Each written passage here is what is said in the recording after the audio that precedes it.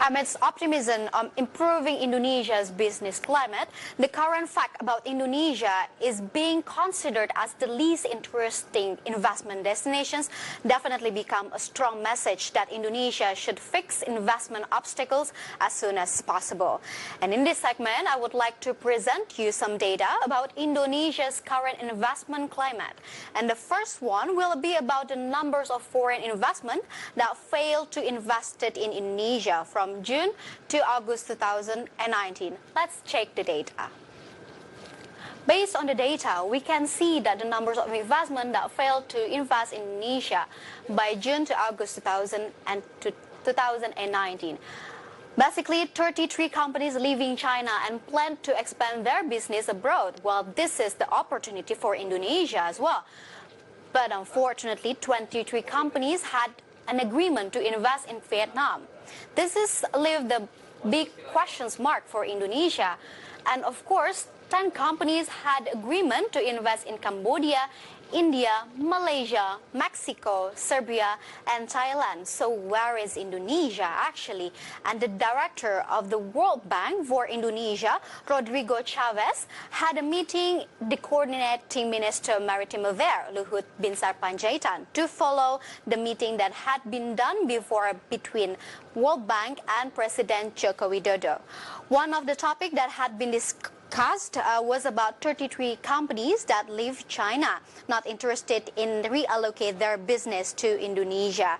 And previously, President Joko Widodo complained about there are no companies who want to relocate their business to Indonesia in the last 2 months. Complicated business licensing makes investors don't want to remove their base of productions to Indonesia. How huge the number of foreign investment in the last 5 years in Indonesia compared to Vietnam?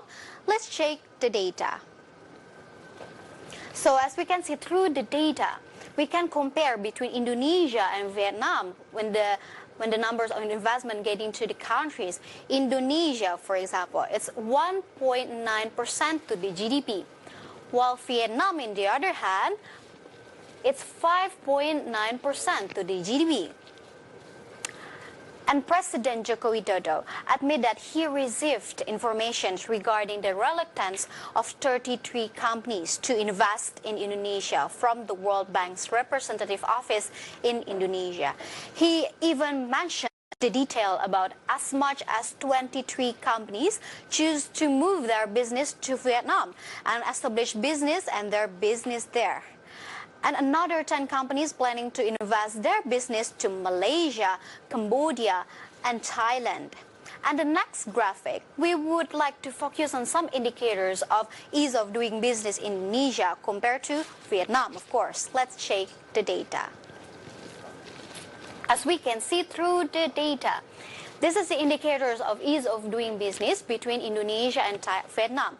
And we can see the comparisons is slightly the same, but of course, it's still winning Vietnam for easing in starting business. We can see in easing starting business, Vietnam has the index of 84.82, while Indonesia is in 81.22. But in access to electricity as well, in Vietnam, it is showing that the index was in the 87.94, while in Indonesia it's 86.38. While access to credit, of course, Vietnam has led it by 75 and Indonesia in 70. And protections for minority investors, luckily Indonesia has led it for 63.33, while Vietnam is 55. And tax payment for Indonesia is higher, that's 68.03, while in Vietnam is 62.87. Ease in doing business. In the World of Bank Ease of Doing Business or ERDB report of 2019 mentioned that Indonesia keeps improving its business climates.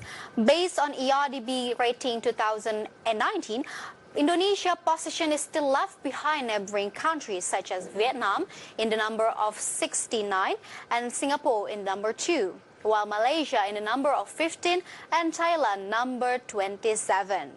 stability, security, ease of being business and licensing, and labor productivity seems like to be the key of Vietnam and Cambodia's success in attracting foreign direct investment to investment. So what does actually World Bank say about Indonesia? Let's see the next graphic. Through the graphic, World Bank has stated various statements about Indonesia. First of all, having business in Indonesia is risky, complicated, and slow responses. This is a huge loss for Indonesia because World Bank said this. And second, Indonesia needs to improve business openness and credibility. Credibility is also obstacles in Indonesia for a long time ago. And the third one, World Bank has stated that regional leaders better be committed to president instructions. And the fourth one is Indonesia needs to improve its regulations clarity.